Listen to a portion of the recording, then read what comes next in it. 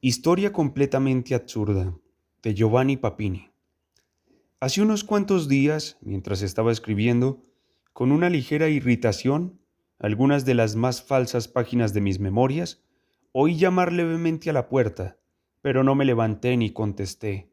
Los golpes eran demasiado débiles y no me gusta tener tratos con los tímidos. Al día siguiente, a la misma hora, oí llamar de nuevo, y esta vez los golpes fueron más fuertes y más resueltos. Pero tampoco aquel día quise abrir, porque no me gustan nada los que se corrigen demasiado pronto. Al día siguiente, y siempre a la misma hora, los golpes se repitieron en tono violento y, antes que pudiera levantarme, vi abrirse la puerta y entrar la mediocre persona de un hombre bastante joven, con la cara un poco encendida y la cabeza cubierta por cabellos rojos y rizados, que se inclinaba torpemente sin decir palabra. En cuanto encontró una silla, se dejó caer en ella y, como yo me había quedado en pie, me señaló el sillón para que me sentara. Una vez le hube obedecido, creí que tenía el derecho de preguntarle quién era y le rogué, con voz nada amable, que me comunicara su nombre y la razón que lo había obligado a invadir mi cuarto. Pero el hombre no se alertó y me dio a entender enseguida que deseaba seguir siendo, por el momento, lo que era para mí, un desconocido. La razón que me trae a usted, prosiguió, sonriendo, está dentro de mi cartera y se la daré a conocer enseguida. En efecto, me di cuenta de que llevaba en la mano una cartera de cuero amarillo sucio, con unos adornos de latón oxidado. La abrió enseguida y sacó de ella un libro. Este libro, dijo, poniéndome ante los ojos el gordo volumen forrado con papel antiguo a grandes flores color rojo de hierro, contiene una historia imaginaria que he creado, inventado, escrito y copiado. Solo he escrito esta historia en toda mi vida y me permito creer que no le desagradará. Hasta ahora solo lo conocía de oídas, y solamente hace pocos días una mujer que lo ama me ha dicho que usted es uno de los pocos hombres que sabe no asustarse de sí mismo y el único que ha tenido el valor de aconsejar la muerte a muchos semejantes nuestros. Por todo ello, he pensado leerle esta historia mía, que narra la vida de un hombre fantástico al que le suceden las aventuras más singulares e insólitas. Cuando la haya escuchado, me dirá qué tengo que hacer. Si la historia le gusta, me prometerá hacerme célebre dentro de un año. Si no le gusta, me mataré dentro de 2 días. Dígame si acepta estas condiciones y yo empiezo. Vi que no podía hacer otra cosa que persistir en la conducta pasiva que había mantenido hasta entonces y le anuncié, con una mueca que no conseguía ser amable, que lo escucharía y haría todo cuanto deseaba. El hombre empezó la lectura. Las primeras palabras se me escaparon, a las otras estuve más atento. De repente aguzé el oído y sentí un pequeño estremecimiento por la espalda. 2 o 3 minutos después mi rostro enrojeció, mis piernas se movieron nerviosamente y no pude evitar levantarme. El desconocido suspendió la lectura y me miró, interrogándome humildemente con toda la cara. Yo también lo interrogué con la mirada, pero estaba demasiado aturdido para echarlo de allí, y le dije simplemente, como un idiota mundano cualquiera, continúe, por favor. La extraordinaria lectura continuó. No podía estar quieto en el sillón. Los escalofríos me recorrían, no solo la espalda, sino la cabeza y todo el cuerpo. Si me hubiera visto la cara en un espejo, acaso me habría reído y todo habría pasado, porque, probablemente, debía de estar pintada de un abyecto estupor y de una incierta ferocidad. Intenté, por un momento, no escuchar las palabras del tranquilo lector, pero solo conseguí confundirme más y así escuché toda, palabra por palabra, pausa por pausa, la historia que el hombre leía con su cabeza roja inclinada sobre el bien encuadernado volumen. ¿Qué debía o podía hacer en aquella singularísima circunstancia?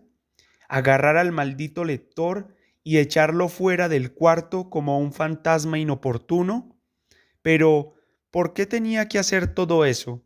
Sin embargo, aquella lectura me proporcionaba un fastidio inexpresable, una impresión penosísima de sueño absurdo y desagradable, sin esperanzas de despertar. Finalmente, la lectura terminó. No sé cuántas horas había durado, pero noté, aún dentro de mi confusión, que el lector tenía la voz ronca y la frente empapada de sudor. Finalmente, el libro fue cerrado y puesto de nuevo en la cartera.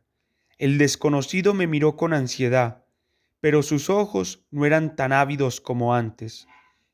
Mi abatimiento era tan grande que él mismo lo advirtió y su maravilla creció enormemente cuando vio que me frotaba un ojo y no sabía qué decir.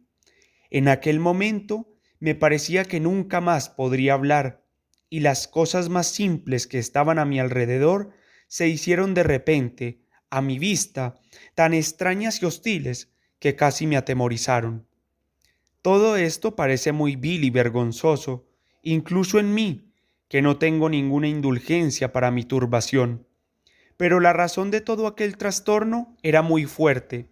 La historia que había leído aquel hombre era la narración exacta y completa de toda mi vida íntima y exterior. Durante aquel tiempo había escuchado la relación minuciosa, fiel, inexorable, de cuanto había sentido, soñado y hecho desde que había aparecido en el mundo. Si un ser divino, lector de corazones y testimonio invisible, hubiera estado junto a mí desde el nacimiento y hubiese escrito lo que hubiera visto de mis pensamientos y de mis actos, habría escrito una historia perfectamente igual a la que el desconocido lector declaraba imaginaria e inventada por él. Estaban recordadas todas las cosas más pequeñas y más secretas, y ni siquiera un sueño, o un amor, o una vileza escondida, o un cálculo innoble se habían escapado al escritor. El terrible libro contenía incluso acontecimientos y matices de pensamiento que yo había olvidado y que solamente recordaba ahora al escucharlos. Mi confusión y mi temor provenían de esa exactitud impecable y de esa inquietante escrupulosidad. Yo nunca había conocido a aquel hombre. Aquel hombre afirmaba no haberme conocido nunca. Vivía muy solitario, en una ciudad donde nadie viene si no se ve obligado por la casualidad o la necesidad, y a ningún amigo, si realmente podía decir que los tenía, había confiado nunca mis aventuras de cazador furtivo, mis viajes de ladrón de almas, mis ambiciones de voluntario de lo inverosímil. Nunca había escrito, ni para mí ni para los demás, una relación completa y sincera de mi vida, y, precisamente aquellos días, estaba fabricando unas memorias falsas para esconderme de los hombres, incluso después de la muerte. ¿Quién, pues, podía haber dicho a aquel hombre todo aquello que narraba sin pudor y sin piedad en su odioso libro forrado de papel antiguo de color oxidado? Y él afirmaba que había inventado aquella historia y me presentaba mi vida, toda mi vida, como una historia imaginaria.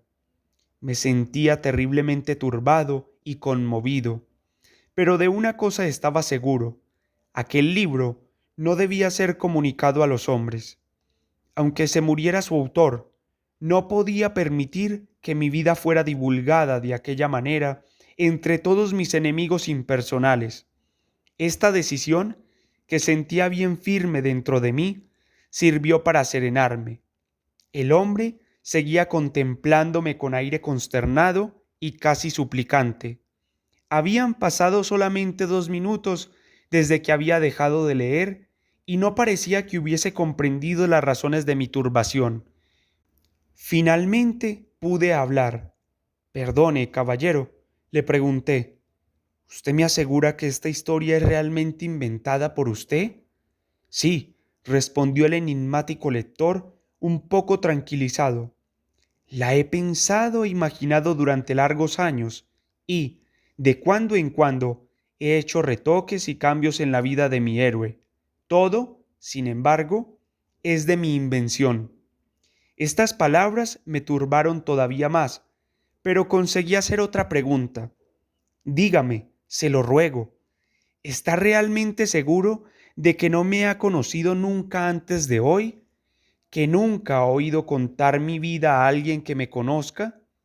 El desconocido no pudo contener una sonrisa de maravilla al oír estas palabras.